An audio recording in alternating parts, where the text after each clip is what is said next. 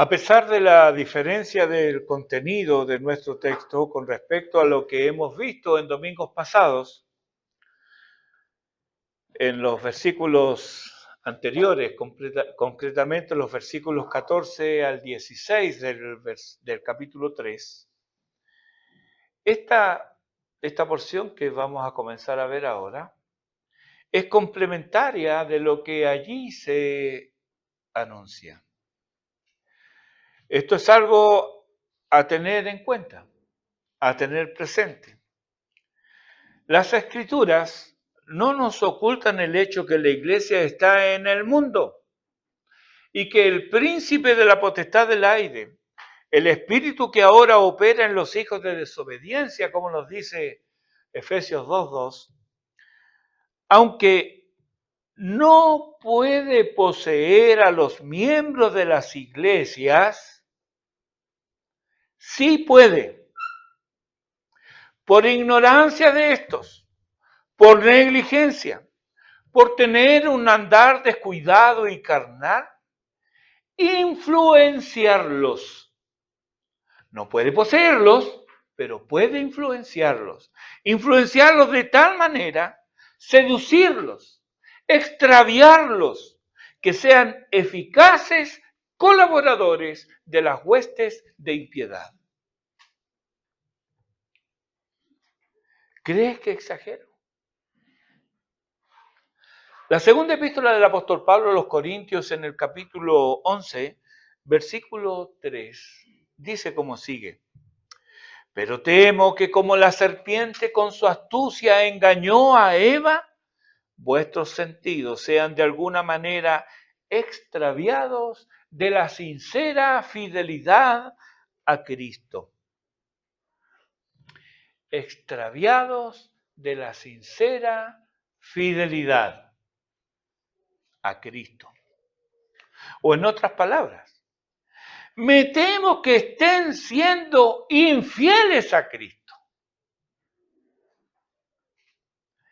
Nota además los términos aquí: astucia y engaño.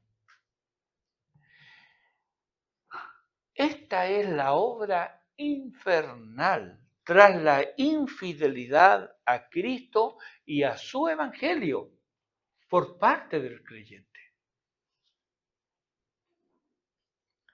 Nunca seremos invitados por el diablo a ser infieles al Señor. No se va a acercar el diablo a decirnos eso. Él nunca susurra eso, pues sabe que de hacerlo el creyente se opondrá firmemente. Entonces, ¿cómo lo hace?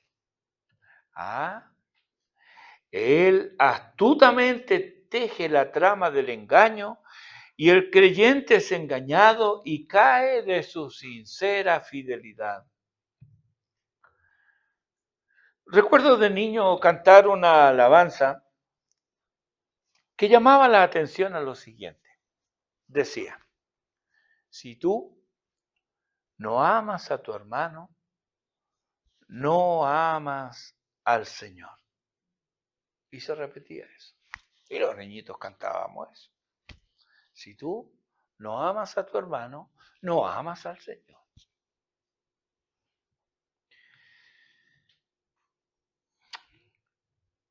Claro y sencillo, ¿verdad? Es una inobjetable paráfrasis de la primera epístola de Juan, capítulo 4, versículo 20, donde dice: si alguno dice, yo amo a Dios y aborrece a su hermano, ¿qué dice? Es mentiroso. Pero, ¿cuántas veces no hemos visto esto? Todos conocemos de creyentes que en algún momento aborrecen a otro. Y hasta nosotros hemos caído en eso.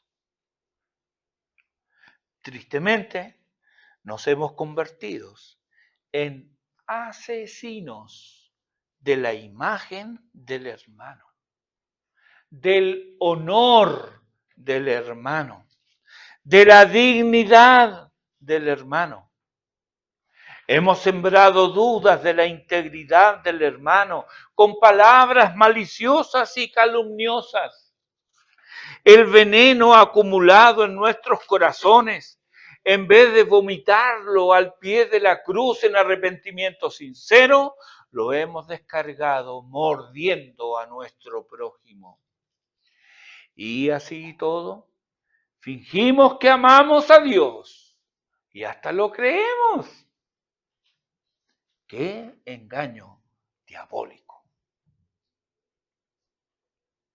He oído a muchos pastores decir en la intimidad, privadamente, con sentidas palabras respecto de sus congregaciones, una variante de lo que el apóstol Pablo le dice a los Gálatas en el capítulo 4, versículo 11. Me temo de vosotros que haya trabajado en vano con vosotros.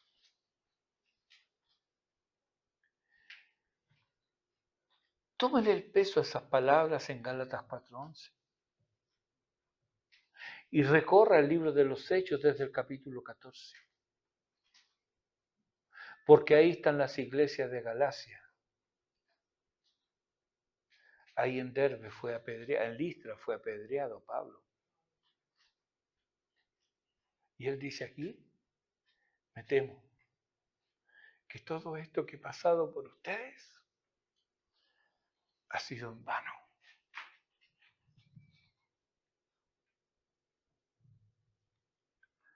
Hombres honestos, sinceros, entregados al Señor, pero desanimados por sus congregaciones. Pablo sabía de esto. Y tanto los corintios como los gálatas fueron causantes de sus lágrimas y su sufrimiento. Y aunque no desconoce ni ignora esta realidad, les anima a examinarse, a que se examinen a la luz de la palabra de Dios. En 2 Corintios capítulo 13, versículo 5, les dice Pablo a los corintios, estos causantes de tanto dolor para el apóstol, le dice, examinaos a vosotros mismos si estáis en la fe. A tener en cuenta o a considerar el resultado de estas prácticas perniciosas para la vida del creyente, vergonzosa para la congregación de los fieles y escandalosa a los ojos del mundo que observa y ve no la unidad y el amor que debe caracterizarlos, sino la manifestación de la envidia, el orgullo y el rencor. Gálatas, capítulo 5, versículos 13 al 15 dice, vosotros, hermanos, a libertad fuisteis llamados, solamente que no uséis la libertad como ocasión para la carne, sino servíos por amor los unos a los otros, porque toda la ley en esta sola palabra se cumple, amarás a tu prójimo como a ti mismo. Pero si os mordéis y os coméis unos a otros, mirad que también no os consumáis unos a otros. Pablo le está hablando a creyentes. Queridos hermanos, no perdamos nuestro galardón. No abusemos de la gracia de Dios. Ahora tenemos sobrados motivos para ser libres de cualquier temor, pues somos libres en Cristo. Y como tales, somos libres para amar. Ah, hermanos, qué Salvador es Jesucristo. Él no solo nos salva de nuestro pecado, sino que también nos salva de nosotros mismos. Ese es Jesucristo. En la introducción hemos tocado un aspecto, tan solo un aspecto de este divorcio entre la conducta y la doctrina. Hay muchos otros aspectos, esto no es lo único, pero este es un ejemplo palpable y que todos podemos entender meridianamente bien, porque todos de una u otra manera hemos caído en estas prácticas. ¿Verdad? Entonces lo entendemos muy bien. En realidad, hermanos, las conductas erróneas provienen siempre de un alejamiento de la sana doctrina. De ahí tantas advertencias, como la hecha personalmente a Timoteo en este mismo capítulo, en el versículo 16. Le dice Pablo a Timoteo, ten cuidado, le está hablando a Timoteo, ten cuidado de ti mismo y de la doctrina. Conducta y práctica. Ten cuidado de ti mismo y de la doctrina. Hemos hablado en domingos pasados del misterio de la piedad. ¡Ah, qué gozo! Recordar y repasar todo eso. Cuán consoladora puede ser la sana doctrina. Pero esa misma sana doctrina nos condenará si nos apartamos de ella. Nuestro texto comienza con un adversativo, es decir, se opone a lo que ya viene diciendo. Y aquí vamos a nuestro versículo 1. Porque ¿cómo comienza? Dice, pero el Espíritu dice claramente, la doctrina del misterio de la piedad es grandiosa. Es maravilloso reflexionar en ella. El Espíritu de Dios quiso revelarla a nosotros para nuestra edificación y consolación. Pero el mismo Espíritu nos advierte claramente que no es de todo la fe, que hay los que se apartan de la verdad, los que prestan oído a falsos maestros cuyas doctrinas, a pesar de tener un origen diabólico, ellos, los que prestan oído, creen y siguen. Para el tiempo en que se escribió esto, el canon bíblico no estaba completo. Dios todavía revelaba su voluntad por medio de apóstoles y profetas, por lo que para oponerse surgieron o entraron encubiertamente en las congregaciones de los santos, nos dice 2 Corintios 11:13, falsos apóstoles, obreros fraudulentos, que se disfrazan como apóstoles de Cristo. Y también falsos profetas o falsos maestros que introducirán encubiertamente herejías destructoras. Lo dice Pedro en su segunda epístola, capítulo 2, versículo 1. Pablo era un apóstol de Jesucristo y también era un profeta y un maestro. Lo dice Hechos, capítulo 13, versículo 1. Timoteo era su delegado apostólico. ¿Y dónde estaba Timoteo cuando Pablo le escribe? Timoteo estaba al frente de la congregación en Efeso, con el mandato expreso de corregir la enseñanza errada y acallar a los falsos maestros. Lo tienes aquí en el capítulo 1, versículo 3. Y no es a ellos, a los efesios, y más concretamente a los ancianos que habían allí, a quienes se dirige Pablo en Hechos 20, del 17 al 35. Leemos solo los versículos 28 al 30. Por tanto, mirad por vosotros y por todo el rebaño en que el Espíritu Santo os ha puesto por obispos. Un paréntesis aquí. Por favor, hermano, retén estas palabras. Fue el Espíritu Santo quien los puso como obispos. No fue un error paulino. Tampoco fue un error de la congregación. El Espíritu Santo los puso. Este punto es importante, pues nos demuestra el cuidado que cada uno de nosotros debe tener y la responsabilidad de cada uno de nosotros de cuidar la iglesia del Señor. Eso nos concierne a cada uno de nosotros. Entonces, el texto dice, por todo el rebaño en que el Espíritu Santo se ha puesto por obispos, el propósito, para apacentar la iglesia del Señor, la cual Él ganó por su propia sangre. Hay una tarea. Sigue diciendo, porque yo sé que después de mi partida, ¿cómo lo sabe Pablo? Bueno, aquí tenemos una manifestación de una acepción de profecía, que es lo predictivo, pero es una acepción.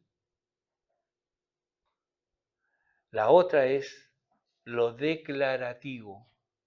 Profeta es alguien que declara la voluntad de Dios. Y eso es lo que se ve más comúnmente en las Escrituras, no el elemento predictivo.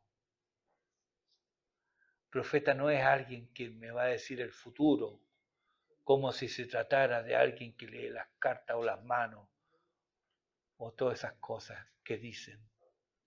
Y hay gente que les cree. Pablo era profeta. Y aquí está manifestando algo que él sabe que vendrá. Pero también mediante ese don de profecía, él puede instruir, corregir, enseñar, declarando la palabra de Dios. No perdamos de vista estas cosas.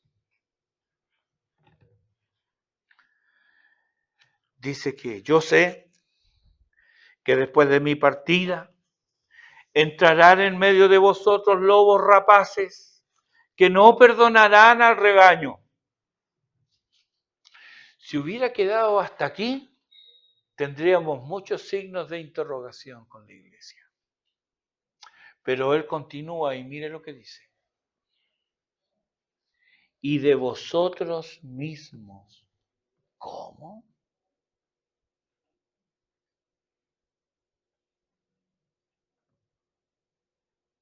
De vosotros mismos. Pero si me puso el Espíritu Santo. Si Dios me puso. De vosotros mismos. Se levantarán hombres que hablen cosas perversas. Otra vez, pero ¿cómo? ¿No han sido puestos por el Espíritu Santo?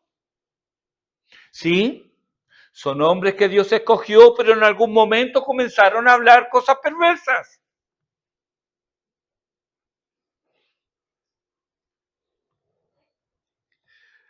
Oh Señor, pon guarda a mi boca. Por favor, Señor, enséñame a refrenar mi lengua. No permitas que hable cosas perversas.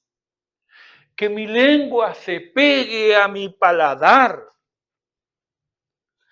Si han de salir de ella cosas perversas. Esto es serio. El Espíritu Santo los puso, pero en algún momento se pusieron a hablar cosas perversas. ¿Y cuál era el fin? ¿La finalidad de este hablar cosas perversas? Lo dice. Para arrastrar tras sí a los discípulos. Aquí lo tienes. Aquí está. ¿Por qué ese hablar? ¿Por qué hombres y mujeres hablan cosas perversas? Para formar grupos cerrados, para atraer discípulos, para reunir incondicionales. ¿De quién? ¿De Cristo? No, de ellos mismos. Así se forman los grupitos en las iglesias, hablando cosas perversas y reuniendo adherentes. Alguien les presta oído. Y no tiene nada que ver que Dios te ha llamado a salvación y a santificación. Aquí vemos, estos hombres fueron llamados a liderar, a vigilar, a cuidar la grey del Señor, puesto por el Espíritu de Dios, pero en algún momento se pusieron a hablar cosas perversas para arrastrar tras sí a los discípulos, para reunir incondicionales. Si rastreas el origen de cualquier división, en cualquier congregación verás lo mismo. En determinado momento, hombres y mujeres que fueron fieles comenzaron a hablar perversidades y arrastraron a incautos, descuidados, rebeldes e ignorantes. Y así, tal como dice Pablo en 2 Corintios 11:3, muchos son extraviados de la sincera fidelidad a Cristo. Esto lo advirtió nuestro Señor Jesucristo en Mateo 24:11 y en otros lugares. Dice él, y muchos falsos profetas se levantarán y engañarán a muchos. Así es como el Espíritu nos dice claramente. 1 Timoteo 4:1. Pero el Espíritu dice claramente, de esta manera nos advierte, por medio de su palabra claramente. ¿Entendemos, verdad? Esto que nos está diciendo el Espíritu. Lo dice claramente, nos advierte, nos pone sobre aviso. Esto es lo que está pasando ahora, ya que ahora estamos en los postreros tiempos que se nos avisa. Se nos anuncia aquí que algunos apostatarán de la fe. ¿Cómo lo harán? Era futuro para Pablo al escribir la carta, pero para nosotros es presente. ¿Cómo hoy algunos apostatan? La palabra apostatar significa aquí renunciar a, rebelarse contra, abandonar algo que uno profesa o cree. Esto no es una caída o un tropiezo producto de alguna negligencia. Muy por el contrario, refleja un actuar voluntario, consciente y deliberado. ¿Cómo es que hombres y mujeres que han gustado la gracia de Dios se convierten en obcecados opositores y tosudos contradictores? No es algo que ocurra de la noche a la mañana o de un día para otro, no. Hay previamente un caer de la gracia. Se desligaron de Cristo y comenzaron a caminar con la energía no del espíritu, sino de la carne. Comenzaron a poner atención a la observancia externa de la religión, dejando de lado la piedad interna, olvidando la purificación de sus antiguos pecados. Y en palabras de Pedro, al volverse atrás del santo mandamiento que les fue dado, les ha acontecido lo de verdadero proverbio. Es fuerte lo que Pedro lo dice, pero es así. El perro vuelve a su vómito y la puerca lavada a revolcarse en el cieno. Segunda de Pedro capítulo 2, versículos 22. 2, 22. Mire qué fácil. Hermanos, qué triste espectáculo es este. Los que una vez señalaban el camino, hoy son señalados como náufragos de la fe, a la manera de Himeneo y Alejandro, como lo vimos en el capítulo 1, versículo 20. Gálatas 5:4 dice, de Cristo os desligasteis, los que por la ley os justificáis, de la gracia habéis caído. Hermano querido, si tú te justificas a ti mismo, ya no te justifica Cristo.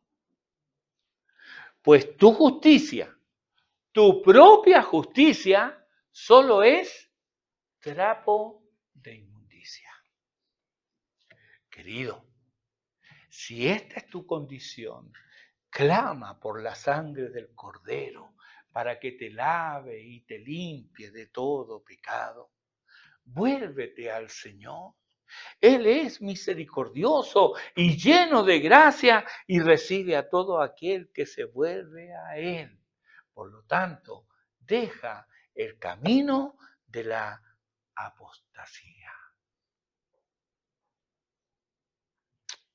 Otra pregunta que surge de nuestro texto es, ¿cómo nos convertimos en apóstatas? El Espíritu de Dios nos dice, escuchando a espíritus engañadores. Pero, ¿no somos llamados a oír la palabra de Dios? ¿Cómo entonces es que terminamos oyendo a espíritus engañadores? Porque en palabras de Pablo, en 2 Timoteo 4:4, dice que apartan de la verdad el oído. Me gustaría aquí abordar un mito recurrente aún entre creyentes, y es este. Hay quienes creen que pueden oír diversas cosas al mismo tiempo y entenderlas a cabalidad.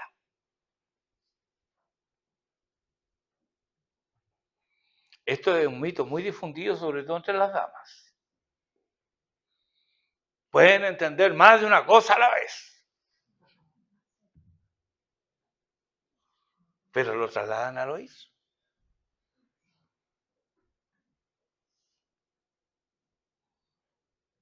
Es un mito.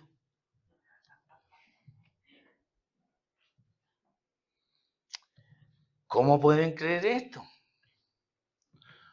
Órdenes simples y retazos de conversaciones, sí, es posible entender. Pero temas complejos, lo dudo. Los niños nos asombran porque ellos captan cosas. Algunos mientras están haciendo otras cosas. Por ejemplo, mientras dibujan en el transcurso del sermón, algo de la predicación les queda.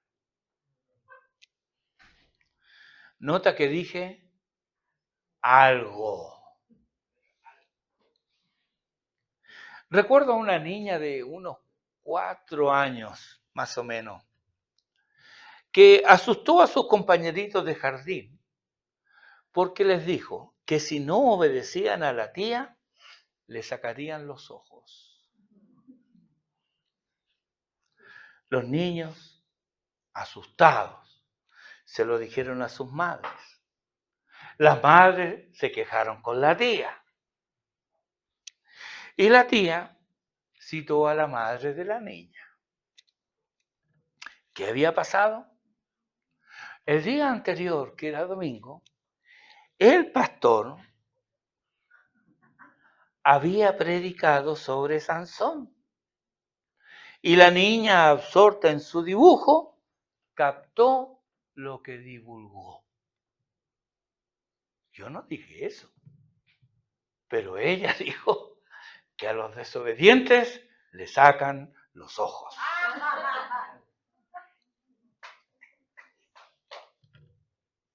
Bueno, algo captó.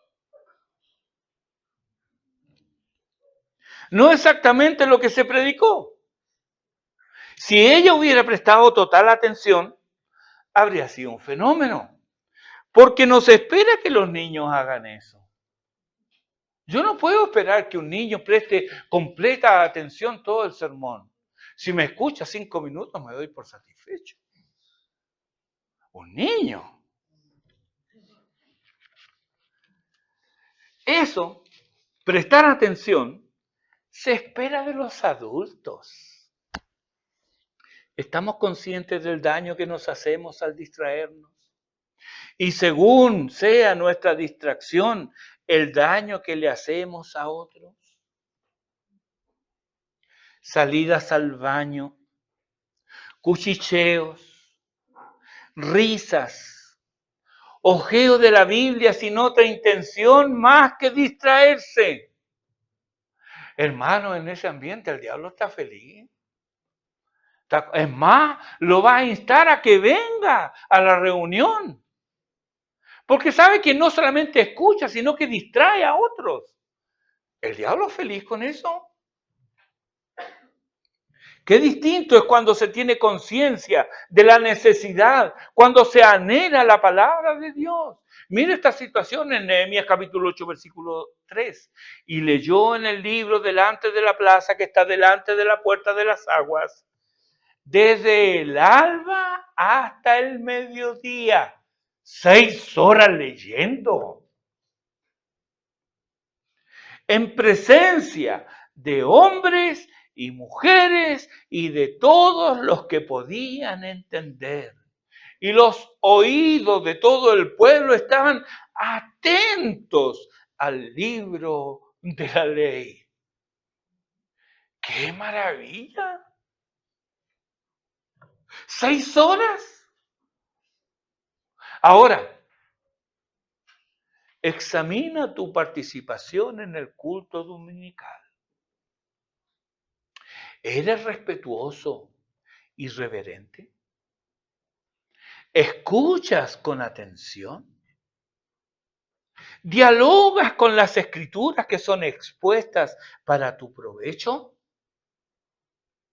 Mi hermano, si no atendemos a la palabra de Dios, ten por seguro que alguien quiere y desea tu atención y a fin de tenerla, te extraviará de oír la palabra de vida. Y la ausencia de la palabra de gracia, sumada a tu naturaleza pecaminosa, te harán campo propicio para la siembra del descontento, de la ingratitud, de la falta de armonía, de la desazón, de la falta de amor, de la desconsideración, de la incredulidad y de la indiferencia hacia Dios y hacia tus hermanos. Habrán sembrado cizaña en tu campo y solo cosecharás amargura y vacío. Esto es lo que comienzan haciendo los espíritus engañadores. Con astucia y con engaño te desviarán del camino y te harán oír sus propias fantasías, disfrazándolas con ropajes de piedad.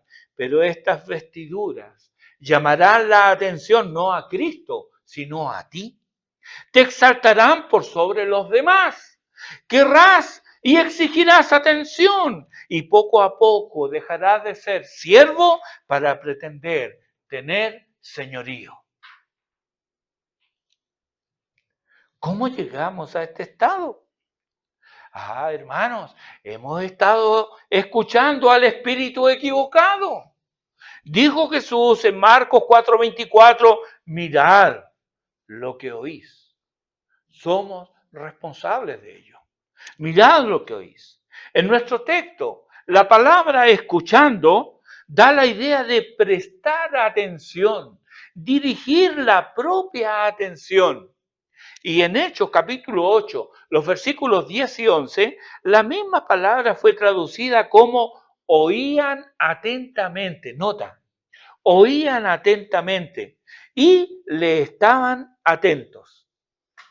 Y vuelve a aparecer el término en Hechos 16, 14, donde dice, y el Señor abrió el corazón de ella para que estuviese atenta a lo que Pablo decía.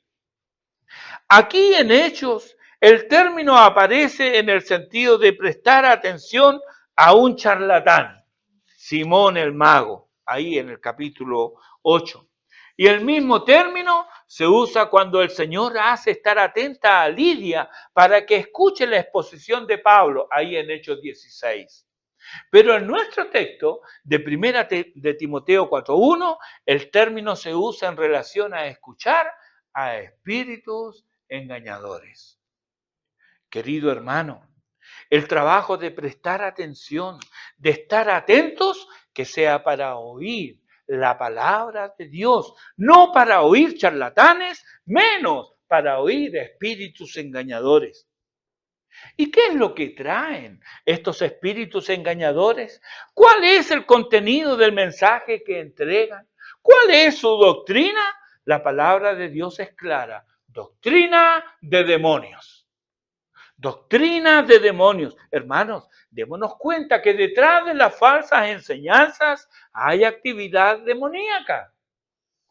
Y no puede ser de otra manera, pues tienen su origen en el padre de mentira, Satanás el diablo, pero éstas se canalizan, se transmiten por medio de sus agentes espirituales, los demonios, y a través de hombres malvados al servicio de Satanás, aunque algunos de ellos nieguen su existencia.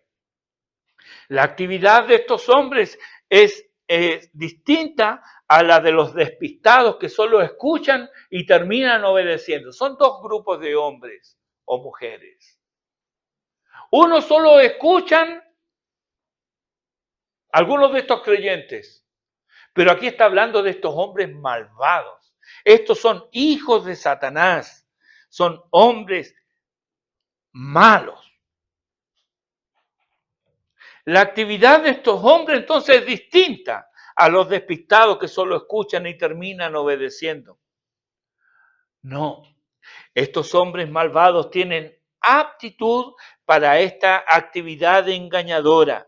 Son seductores, embaucadores profesionales, y su condición o naturaleza la describe Pablo en palabras sencillas pero claras. En el versículo 2 nos dice, de 1 Timoteo 4, por la hipocresía de mentirosos que, teniendo cauterizada la conciencia, ahí están descritos. En 2 Timoteo capítulo 3, versículo 13 leemos, mas los malos hombres y los engañadores irán de mal en peor, engañando y siendo engañados. Estos son los tontos útiles del infierno, que mientras diseminan el mal y el error, ellos mismos son engañados. La finalidad de tales doctrinas son siempre las mismas: engañar a las personas y apartarlas de la verdad, apartar a los hombres del mensaje del Salvador, alejarlos del Salvador y llevarlos por el camino del error y de la perdición. Entonces, aquí tenemos a Timoteo, un siervo del Señor, con una tarea por delante que consiste en oponerse a estos siervos de Satanás. Ambos se deben a su respectivo Señor y hacen lo que se les manda. Ambos atraen a los hombres. Uno lo atrae con la verdad del Evangelio, los otros los atraen con un falso Evangelio. Y este que trae un falso Evangelio, este falso profeta, nunca se presenta como lo que es. Dice 2 Corintios 11, 13 al 15, que se disfrazan como apóstoles de Cristo. Y no es maravilla, porque el mismo Satanás se disfraza como ángel de luz. Así que no es extraño si también sus ministros se disfrazan como ministros de justicia, cuyo fin será conforme a sus obras. Estos hipócritas mentirosos, dice nuestro texto, que tienen cauterizada la conciencia. ¿Qué es esto de conciencias cauterizadas? Podemos ilustrarlo con el padecimiento de algunas personas que por efectos del sol o de algún evento traumático comienzan a sangrar por la nariz y no para de sangrar. A veces es tanto que requiere una intervención médica que consiste en cauterizar la venita que está dando el problema. Una vez cauterizada, la sangre ya deja de fluir. La conciencia es esa noción interior del bien que debemos hacer y del mal que debemos evitar. La conciencia no es una guía infalible, pues ella obra de acuerdo a la información que tiene, por lo que se la puede corromper mediante la conducta o la ideologización. Así tenemos, por ejemplo, personas que no ven nada malo en mentir un poquito. Una mentira piadosa. Una mentirita blanca. Sí, una mentirita. ¿No ven nada malo en eso? O robar un poco. ¡Ay, qué tanto! ¿Mm? ¿Qué es? Algo tan pequeño, ¿no? No cuenta como robo, según quién. Esas son conciencias corrompidas. Pero una conciencia cauterizada es una conciencia que ya no distingue el bien del mal. Son conciencias cauterizadas por los efectos de su propio pecado.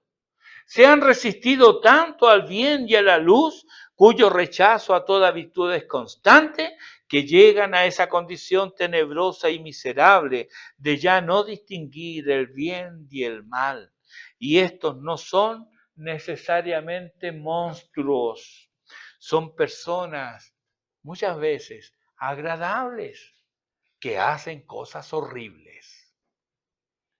Eichmann, el artífice de la solución final que exterminó a 6 millones de judíos en los campos de concentración nazi y en las cámaras de gas, es un ejemplo de este engendro de maldad.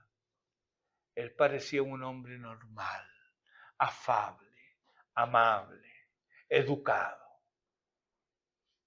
Era un monstruo.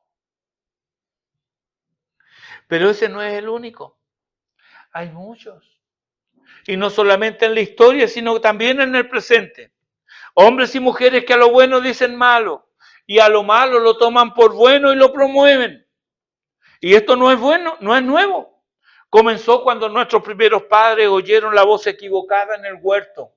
Otra vez escucharon a quien no corresponde. Así se introdujo la maldad y la iniquidad halló cobijo en los corazones. Los hombres engendraron maldad y sus mujeres concibieron engaño en sus vientres. Desde entonces la tierra gime y los hombres sufren. Pero este reinado de terror terminará de una vez y para siempre. Ahí se hará realidad el ay eterno para todos los cobardes e incrédulos, los abominables y homicidas, los fornicarios y hechiceros, los idólatras y todos los mentirosos tendrán su parte en el lago que arde con fuego y azufre, que es la muerte segunda. Lo dice la Biblia en Apocalipsis 21:8. Pero mientras estamos aquí, la palabra de Dios nos advierte, nos pone sobre aviso. Escúchala, óyela con atención. Isaías 5:20. Ay de los que a lo malo dicen bueno y a lo bueno malo, que hacen de la luz tinieblas y de las tinieblas luz, que ponen lo amargo por dulce y lo dulce por amargo. Hay en nuestro texto de 1 Timoteo 4 algo terrible y amenazador. Sabemos que nuestro buen Dios está buscando obreros para su viña. Busca siervos que le sirvan, valga la redundancia. Él busca personas, hombres y mujeres que sean sus instrumentos en el mundo. Pero el hecho terrible y espantoso es que las fuerzas del mal, las fuerzas del Averno, los adalides del infierno, los delegados del diablo, también están buscando personas para usarlas. Y aquí radica la terrible responsabilidad tuya y mía. ¿A quién serviremos? Cada uno puede aceptar el servicio a Dios y con su gracia hacer de su vida un sacrificio de obediencia por amor. Pero también puede ponerse al servicio de Satanás y para ello Basta con que comience sirviéndose a sí mismo, que menosprecie al prójimo y que rechace la luz. Entonces, querido hermano, ¿qué escogerás hoy? Tu indecisión a este respecto ya es una elección que te aleja del Salvador.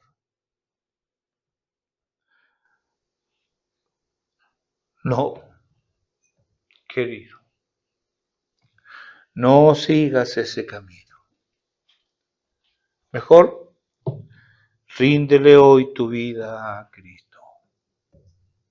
Entrégale hoy tu vida a Él. Dile que te acepte en su servicio, que perdone tus pecados y que te dé la vida eterna. Él lo hará. Porque Él dice, al que a mí viene, yo no le echo fuera. Tomemos la decisión con Josué. Josué 24:15. Yo, mi casa, serviremos a Jehová. Que por la gracia de Dios así sea. Amén y amén. Oremos.